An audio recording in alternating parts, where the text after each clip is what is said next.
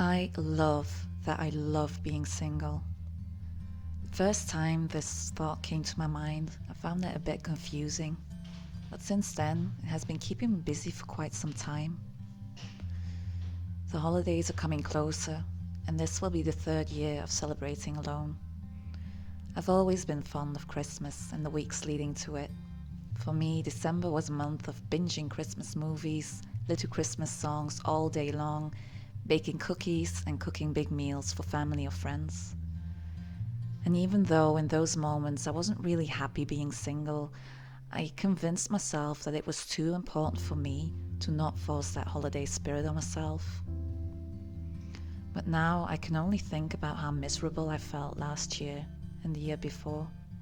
Something inside of me told me I just had to keep going as I always did, otherwise I would fall apart. But it was all fake, and it only led to me feeling so lonely. I pitied myself and was crying all the time. I cried while watching those joyful movies, while listening to the Christmas radio, and I hated the sight of the cookies I decorated. I watched the fireworks on my roof because that is what you have to do on New Year's Eve. I stayed awake until midnight only for that reason, but by then I just got drunk and cried, feeling like an empty shell. I had given this time of the year so much meaning that I eventually was disgusted by myself for having no partner on my side to celebrate with. Another reason to call myself a failure, a nobody, a worthless being. Because how pathetic must a person be to not be loved on those days? But it applies on my relationship status in general, not only during this most wonderful time of the year. When I look back at my life so far, I actually think that I've always felt really lonely. You know that feeling when you're at a party with dozens of people but you feel sad and alone, and you just want to crawl into bed and hide under the covers from the world? People tend to find their worth in the quantity of others surrounding them or the amounts of likes they get in life. So did I, for a very, very long time. It's just like a drug. To survive, you need others to provide you with love, care, attention, and above all, confirmation. You are on a high when you get that shot, but once it has done its job, you crash and are in desperate need for more. Those highs last shorter and shorter and don't fulfill you as much anymore. Eventually, your stash is getting very low, and the only thing that is left is a feeling of incompleteness and loneliness. Throughout my childhood, I sought for that worthiness with schoolmates, friends, and family. But as an adult, the search for a partner to complete me became even more important. Completion.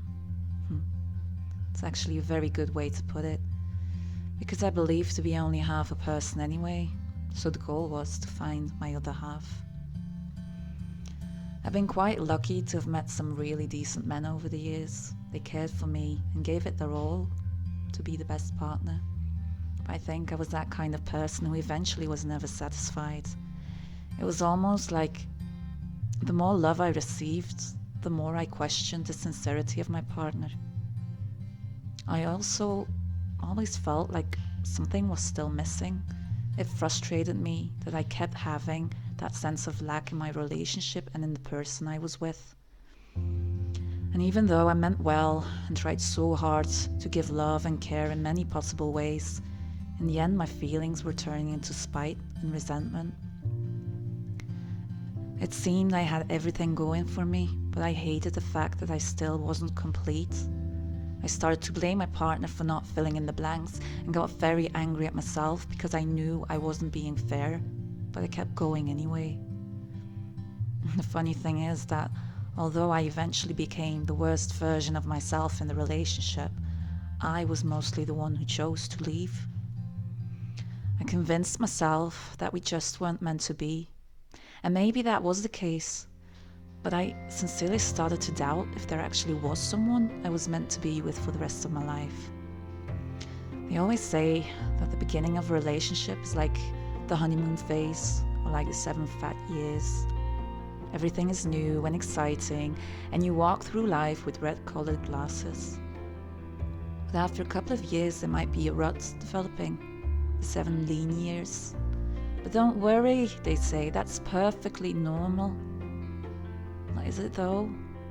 Should we really accept this as a fact and think it's completely normal to start hating the little things that made you love your partner at the beginning? Should we compromise ourselves because that is what we need to do to make the relationship work? The more I thought about it, the more I couldn't agree with that anymore. I was wondering if I might be somebody who's meant to stay single. And that's where it became even scarier for me, because I was still left with my feelings of loneliness and incompleteness. So I decided that I didn't want a new relationship, but I couldn't cope with being alone, and turned to casual dating. And so I was back on the drugs. I must say it was so much fun. I met new people who made me feel worthy, beautiful, and interesting.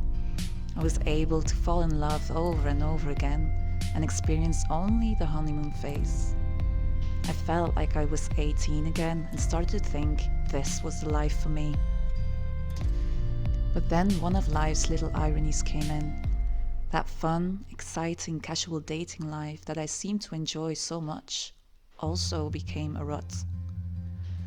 The thing with casual is that eventually you miss a lot of depth. When you solely focus on the fun side of things, you actually start to lose meaning. That's what happened for me anyway.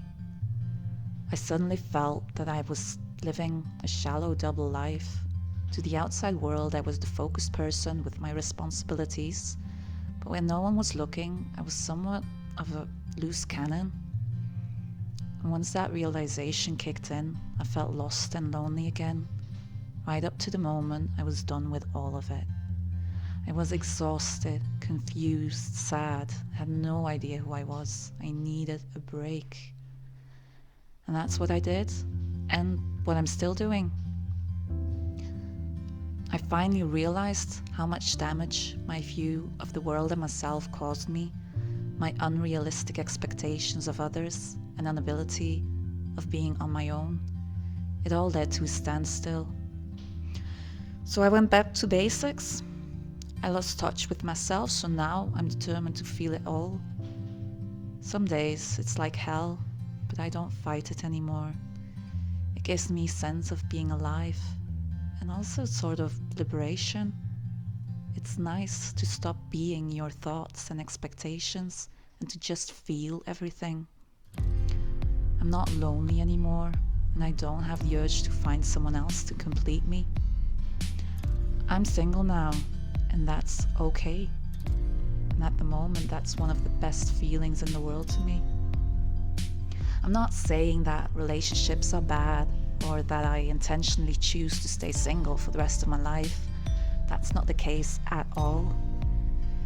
Because even though I'm embracing my time with just me for now, I like the thought that one day I might meet my person. Someone I can live without and who can live without me. But we just choose not to.